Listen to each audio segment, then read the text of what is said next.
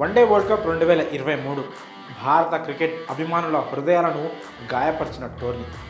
రోహిత్ శర్మ కెప్టెన్గా వరుసగా 10 మ్యాచ్ల్లో గెలిచి ఓటమి ఎరుగని జట్టుగా ఫైనల్లోకి అడుగుపెట్టిన టీమిండియా ఒక్క మ్యాచ్ ఓటమితో వరల్డ్ కప్ను చేజార్చుకుంది.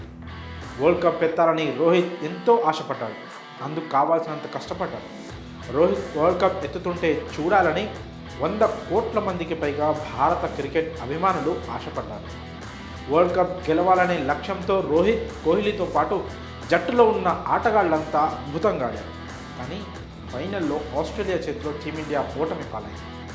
ఆ ఓటమి ఇండియన్ క్రికెట్ ఫ్యాన్స్తో పాటు team India captain Rohit Sharma, star batter Virat కోహ్లీతో కన్నీళ్లు పెట్టించింది.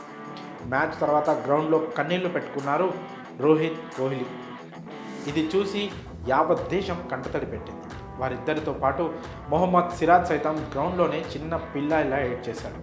సిరాజ్ను బుమ్రా ఓదార్చిన దృశ్యాలు ఇంకా క్రికెట్ అభిమానుల కళ్ళ ముందు కదలాడుతూ ఉంటాయి. అయితే ఆ కన్నీళ్లను మిగిల్చిన ఆస్ట్రేలియాపై ప్రతీకారం తీర్చుకునే అవకాశం ఇండియాకు రానే వచ్చింది. సీనియర్లతో కన్నీళ్లు పెట్టించిన ఆస్ట్రేలియాకు ఆ బాధ ఎలా ఉంటుందో చూపించేందుకు యువ క్రికెటర్లు సిద్ధమవుతున్నారు. వన్డే వరల్డ్ కప్ 2023 ఫైనల్లో ఎదురైన ఓటమికి బదులు తీర్చుకునేందుకు భారత అండర్-19 జట్టు రెడీగా ఉంది. ఈ ఆదివారం అండర్-19 వన్డే వరల్డ్ కప్ కోసం భారత్, ఆస్ట్రేలియా తలపడుతున్నాయి. ఈ వరల్డ్ కప్లో ఒక్క ఓటమి కూడా లేకుండా భారత జట్టు ఫైనల్కు దూసుకొచ్చింది. ఉదయ్ సహరన్ కెప్టెన్సీలోని యువ టీమిండియా అద్భుతంగా ఆడుతోంది.